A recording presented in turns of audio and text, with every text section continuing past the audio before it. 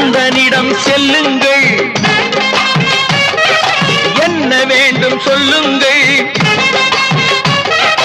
கந்தனிடம் செல்லுங்கள், என்ன வேண்டும் சொல்லுங்கள். வந்தவினை தீந்துவிடும் மற்றவற்றை தள்ளுங்கள், வந்தவினை தீந்துவிடும் மற்றவற்றை தள்ளுங்கள். கந்தன் காலடியை வணங்கினால் கடவுள்கள் யாவரையும் வணங்குதல் போலே கந்தன் கந்தன் கந்தன் காலடியை வணங்குங்கள். அம்மையானவன் எமக்கு அப்பனானவன், அம்மையானவன் எமக்கு